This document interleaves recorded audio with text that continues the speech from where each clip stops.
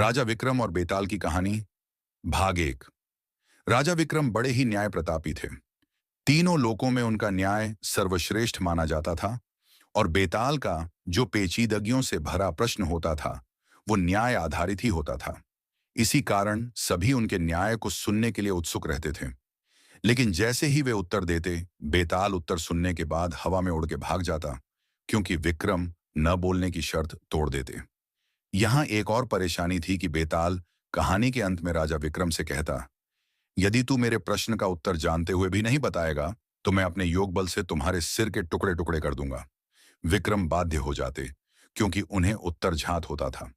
यदि विक्रम चाहते तो बेताल की कहानियों से अपना ध्यान हटा सकते थे, जिसके फलस्वरूप वे कहानी ठीक से नहीं सुन पाते और उनको उत्तर भी पता नहीं होता, साथ ही न बोलने की शर्त भी नहीं टूटती। परंतु उन्होंने ऐसा नहीं किया, क्योंकि विक्रम जानते थे बेताल बहुत ज्ञानी है। उसके कहानियों में जीवन, राजकाज तथा गृहस्थी से संबंधित अनेक ज्ञान की बातें छिपी हैं। इस कारण वे बेताल की कहानियों को बड़े गौर से सुनते थे।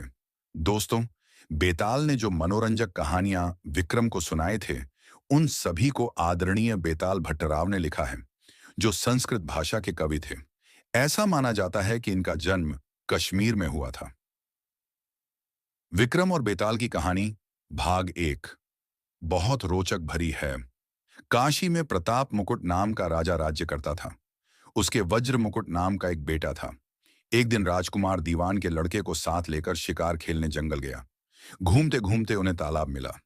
उसके पानी में कमल खिले थे और हंस खिलोल कर रहे थे। किनारों पर घने पेड़ थे, जिन पर पक्षी चहचहा रहे थे।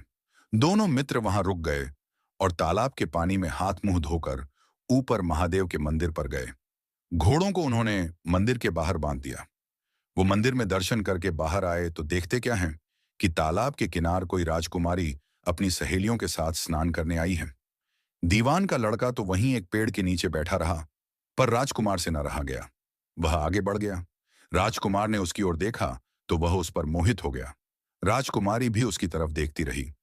फिर उसने किया क्या कि जूड़े में से कमल का फूल निकाला, कान से लगाया, दांत से कुतरा, पैर के नीचे दबाया और फिर छाती से लगा अपनी सखियों के साथ चली गई। उसके जाने पर राजकुमार निराश हो अपने मित्र के पास आया और सब हाल सुनाकर बोला, मैं इस राजकुमारी के बिना नहीं रह सकता, पर मुझे न तो उसका नाम मालूम है न ठिकाना। वह कैसे मिलेगी? दीवान के लड़के ने कहा, राजकुमार, आप इतना घबराएं नहीं, वह सब कुछ बता गई है। राजकुमार ने पूछा, कैसे? वह बोला, उसने कमल का फूल सिर से उतार कर कानों से लगाया तो उसने बताया कि मैं कर्नाटक की रहने वाली हूं। दांत से कुतरा तो उसका मतलब था कि मैं दंतावट राजा की बेटी हूं। पांव से दबाने का अर्थ था कि मेरा नाम पद्मावती है और छाती से लगाकर उसने बताया कि तुम मेरे दिल में बस गए हो। इतना सुनना था कि राजकुमार खुशी से फूल उठा। बोला, अब मुझे कर्नाटक देश में ले चलो। दोनों मित्र वहां से चल दिए। घूमते फिरते, सैर करते दोनों कई दिन बाद वहां पहुंचे। राजा के महल के पास गए तो एक बुढ़िया अपने द्वार पर बैठी चरखा काटती मिली। उसके पास जाकर दोनों घोड़ों से उतर पड़े और बोले, माई, हम सौदागर हैं, हमारा सामान पीछे आ रहा है, हमें रहने को थोड़ी जगह दे दो। उनकी शक्ल सूरत देखकर और बात सुनकर बुढ़िया के मन में ममता उमड़ आई। बोली, बेटा, तुम्हारा घर है, जब तक जी में आए रहो। दोनों वहीं ठहर गए। दीवान के बेटे ने उससे पूछा, माई, तुम क्या करती हो? तुम्हारे घर में कौन कौन है? तुम्हारी गुजर कैसे होती है? बुढ़िया ने जवाब दिया, बेटा, मेरा एक बेटा है जो राजा की चाकरी में है। मैं राजा की बेटी पद्मावती की धाय थी। बूढ़ी हो जाने से अब घर में रहती हूँ। राजा खाने पीने को दे देता है। दिन में एक बार राजकुमारी को देखने महल में जाती हूँ। राजकुमार ने बुढ़िया को कुछ धन दिया और कहा, माई, कल तुम वहां जाओ तो राजकुमारी से कह देना कि जेठ सुदी पंचमी को तुम्हें तालाब पर जो राजकुमार मिला था वह आ गया है। अगले दिन जब बुढ़िया राजमहल गई तो उसने राजकुमार का संदेशा उसे दे दिया। सुनते ही राजकुमारी ने गुस्सा होकर हाथों में चंदन लगाकर उसके गाल पर तमाचा मारा और कहा, मेरे घर से निकल जा। बुढ़िया ने घर आकर सब हाल राजकुमार को कह सुनाया। राजकुमार हक्का बक्का रह गया। तब उसके मित्र ने कहा, राजकुमार, आप घबराएं में नहीं, उसकी बातों को समझें। उसने 10 उंगलियां सफेद चंदन में डुबोकर गाल पर मारी। इससे उसका मतलब यह है कि अभी 10 रोज चांदनी के हैं। उनके बीतने पर मैं अंधेरी रात में मिलूंगी। 10 दिन के बाद बुढ़िया ने फिर राजकुमारी को खबर दी, तो इस बार उसने केसर के रंग में 3 उंगलियां डुबोकर उसके मुंह पर मारी और कहा, भाग यहां से। बुढ़िया ने आकर सारी बात सुना दी। राजकुमार शोक से व्याकुल हो गया। दीवान के लड़के ने समझाया, इसमें हैरान होने की क्या बात है।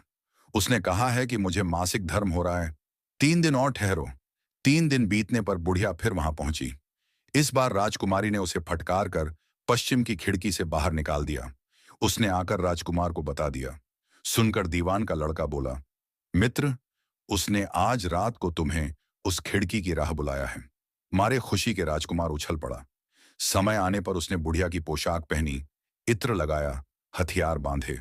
2 पहर रात बीतने पर वह महल में जा पहुंचा और खिड़की में से होकर अंदर पहुंच गया। राजकुमारी वहां तैयार खड़ी थी। वह उसे भीतर ले गई। अंदर का हाल देखकर राजकुमार की आंखें खुल गईं। एक से एक बढ़कर चीजें थीं। रात भर राजकुमार राजकुमारी के साथ रहा।